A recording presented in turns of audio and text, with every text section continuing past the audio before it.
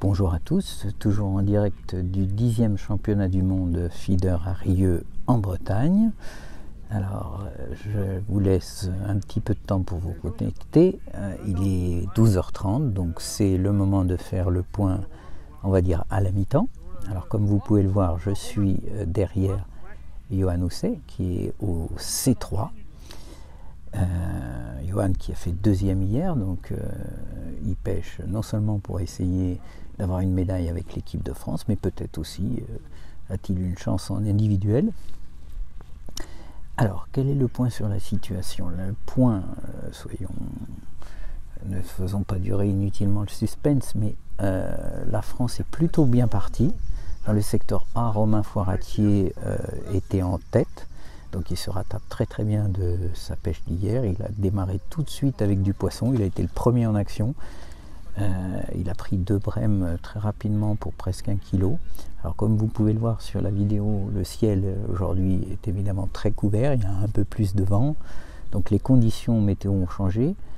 Les poissons ont réagi plus rapidement qu'hier, mais la pêche reste quand même relativement difficile. Il n'y aura pas les scores... Encore une fois qu'on a pu voir à l'entraînement où les Français en particulier réussissaient des bourriches de 15, 16, 17, 18 kg. Mais il y a tout de même un peu plus quand même de poissons qu'hier. Visiblement le vent aussi crée des courants, puisque j'ai entendu tout à l'heure Johan parler en disant que c'était quasiment une pêche de rivière rapide. Donc ça veut dire qu'il y a du mouvement, et le mouvement sur ce type de pêche est toujours valable. Alors, pour les Français, ça se passe donc plutôt bien. Mika aussi plutôt bien. Il y a Frédéric Fourmy qui visiblement pour l'instant est un petit peu à la peine, mais c'est pas dramatique. D'abord parce qu'il reste 2h30 et surtout parce que l'écart avec les pêcheurs de vent n'est pas énorme. Alors, on va voir les autres équipes maintenant. La Belgique, continue à faire très fort. J'ai continué à avoir quelques infos sur la façon dont ils se sont préparés. Il faut savoir qu'ils ont dans leur équipe un fabricant de verre, enfin un éleveur de verre, je ne sais pas comment on peut dire. Donc ils ont des quantités de verre assez impressionnantes, de toutes les tailles, depuis les bébés vers de terreau jusqu'aux gros dendros. Et visiblement, d'après les infos que j'ai eues, en fait leur amorce est pré-mouillée à l'avance avec du jus de vers de terre et non pas de l'eau, c'est-à-dire qu'ils prennent un mixeur, prennent les vers de terre, ils les broient complètement liquides et ils mouillent l'amorce avec ça. Donc c'est une info à confirmer, je vais faire ce qu'il faut, mais si c'est le cas, c'est effectivement intéressant. Dans tous les cas, ils semblent miser beaucoup sur les vers, puisque même à l'hameçon, ils pêchent beaucoup avec des tout petits vers de terreau, à peine plus gros que des vers de vase. Soit un, soit deux, soit un bouquet de vers de vase plus un vers de terreau. Et c'est ce qui fait sans doute qu'ils prennent une taille de brème un petit peu supérieure à la moyenne. En tout cas, il y a un Belge qui avait fait premier hier dans le secteur de Johan d'ailleurs, mais donc dans le secteur E hier, mais qui aujourd'hui est dans le secteur B. C'est Benoît Mertens qui est en train de survoler son secteur. Donc lui, il est bien parti pour remporter le titre de champion du monde individuel s'il continue comme ça avec 2 points. Donc les Belges, on va dire que pour l'instant tout va bien pour eux. Il n'y a pas de catastrophe, donc avec l'avance qu'ils avaient hier, ils devraient remporter le titre mondial. En revanche, derrière, il y a du suspense. Il y a du suspense parce que les Espagnols, ils ont 2 très mauvaises places, en particulier dans le secteur A, où ils ont le A15, à côté du Hongrois au A14. Alors là, les 2 équipes, qui sont 2 équipes très dangereuses pour nous, pour une médaille, ont un très mauvais tirage au sort, donc tant mieux pour nous. Et les Espagnols ont également le E1. Le E1 qui est une place terrible dans le secteur E, d'autant que toutes les équipes favorites sont à l'inverse dans les gros numéros qui sont les meilleurs. Donc on va dire que les Espagnols, avec leurs 2 places très difficiles, ils vont avoir du mal à conserver leur médaille d'argent, même s'ils ont quand même une dizaine de points d'avance sur les autres nations, mais à mon avis ils vont avoir du mal.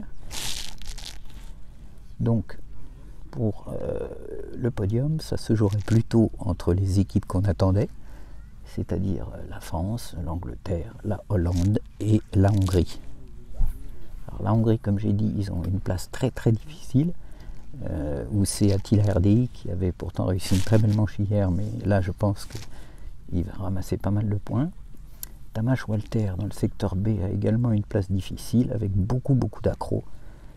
Il pêche au moins à 55 mètres, mais il n'y a rien à faire, il y a beaucoup d'accros, donc il a peu de touches et en plus il perd des poissons. En revanche, donc, les Anglais marchent plutôt pas mal dans tous les secteurs. Je dirais que pour moi, à la mi-temps, la médaille d'argent se joue actuellement entre la France et l'Angleterre.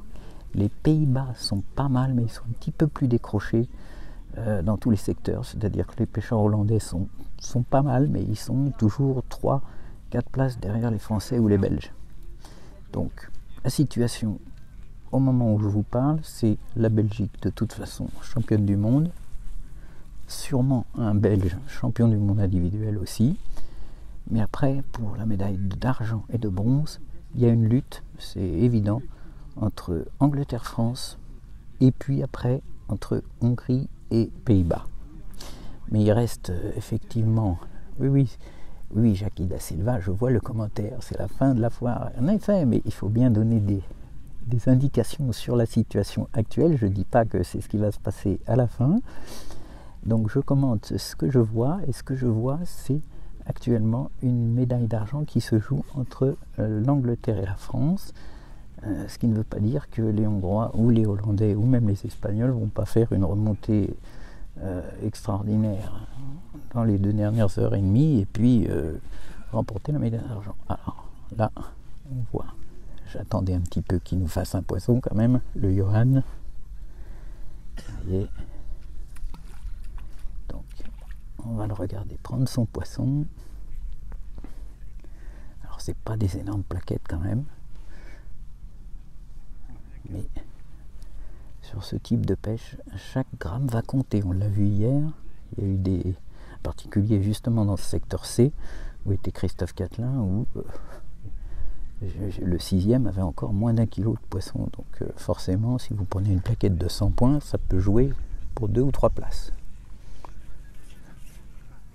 Alors là, c'est vraiment petit, mais ça peut faire toute la différence. Combien j'ai vu de championnats du monde où une place ou 2 se joue à 10 grammes, 20 grammes près.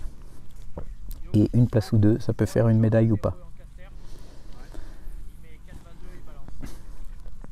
Alors, dans le secteur de Johan, pour faire le point, Johan est plutôt pas mal, mais pour l'instant, il serait plutôt dans les 4e, 5e du secteur.